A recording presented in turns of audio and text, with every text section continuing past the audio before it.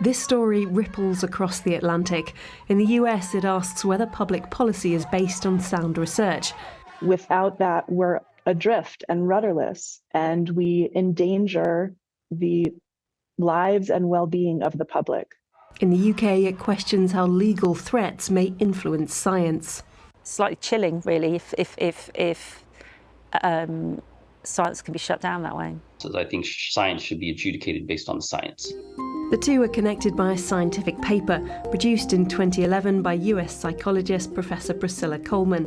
It pulled together previous research to conclude women who've been through an abortion have an 81% increased risk of mental health problems.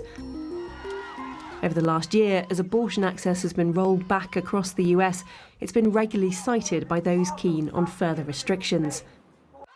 In April, when a Texas court decided one of the two main drugs used for medical abortion in the US, mifepristone, should have its approval suspended, this paper was cited in the judge's decision. This meta-analysis was also cited in the Dobbs case in an amicus brief. And the Dobbs case, of course, is what eliminated the constitutional right to an abortion here in the United States. Amicus briefs are submitted by special interest groups. This one was part of efforts to overturn the historic Roe v. Wade decision. Priscilla Coleman herself has been an expert witness in more than 20 court cases. Thank you, ma'am. You may have a seat for your comfort, and while testifying, please keep your voice up nice and loud to the microphone. But this now influential paper linking abortion and poor mental health has been controversial from the moment it was released in 2011. So a colleague of mine brought my attention to this paper and said, "What do you think of this meta-analysis?" And I looked at it and was really concerned because... Professor Julia Littell is one of those who wrote to the British Journal of Psychiatry, which published this research, asking for it to be taken down. She points to guidelines for this kind of study called AMSTAR. And because it does not meet those standards, we don't believe that the results are reliable or credible. In fact, Julia Littell says out of 11 AMSTAR criteria, Priscilla Coleman's paper doesn't meet any. I've never seen it before. Usually when we critique a meta-analysis, maybe 4 or 5 of the criteria are met, maybe for a good one, 8 to 10 are met. I've also never called for the retraction of a paper before. But in this is a very serious lapse of scientific integrity, in my view. Professor Littell argues, for example, that Professor Coleman didn't give enough detail as to how she identified previous research to use, so her work couldn't be replicated. The scientific quality of those studies wasn't clearly assessed, and Littell says that in combining studies to produce an overall average, Coleman's method counted the same women multiple times. Now, Newsnight has spoken to an independent expert who agreed there are significant questions as to how this study was conducted. A review co-authored by the Royal College of Psychiatrists, the owner of the journal which published Coleman's paper, also found that methodological problems brought into question Coleman's results. We should say not all the reaction was negative. The journal's 2011 editor felt despite flaws, it was important to have the paper's viewpoint expressed. When we approached Professor Coleman for comment, she emphasised her long experience publishing and sharing research. She argues there are no hard and fast rules for these studies, and her work met relevant recommendations. But with the research still influencing US healthcare in 2022, scientists who'd complained 11 years earlier were concerned.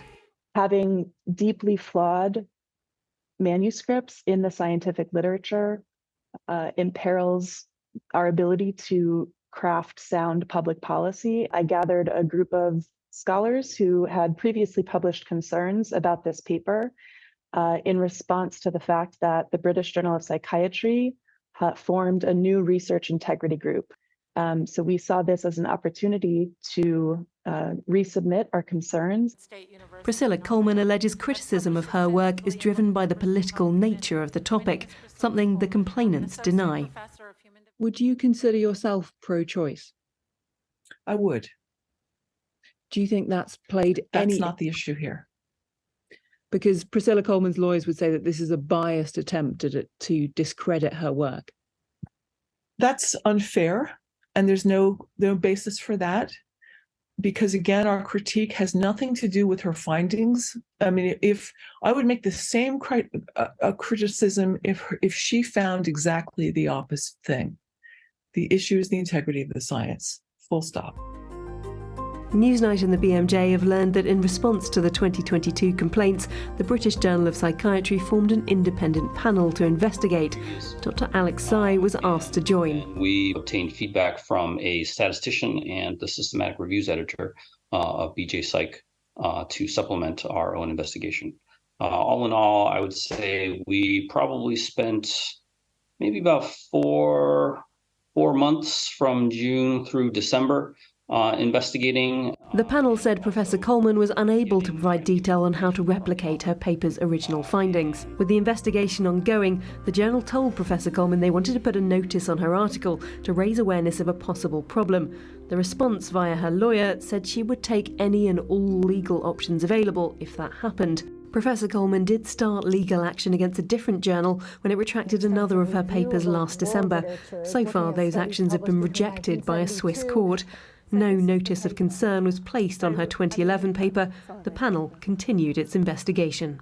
Retracting a paper is not something anyone should do lightly, but we had enough concerns to suggest it should be retracted, yes. Was that unanimous among the panel? Yes. At this point, it would typically be left to editors at the British Journal of Psychiatry to decide what action to take. That is not what happened. Royal College of Psychiatrists, who are the owners of the journal, just said that they were not prepared for that to happen, which was, I think, concerning because usually you would have expected that to be an editorial decision. So at that point, those of us on the panel who'd been part of that investigation felt we had to resign. Newsnight understands that all 3 panel members and 2 other members of the journal's editorial board resigned. Panel members expressed concern to us that Coleman's legal threats may have influenced the college's actions. And Alex Tsai told Newsnight there was some uncertainty about what legal support the Royal College of Psychiatrists would offer the journal, which was considering retraction. If it truly becomes a thing where all they have to do is send a strongly worded legal letter, I think that will undermine confidence in the journal's ability to police the content that it publishes. The journal that does not uphold editorial independence is probably not long for this world. We asked the Royal College for an interview on whether the threat of legal action influenced their decision. Now, they didn't comment on that, but what they did tell us was this.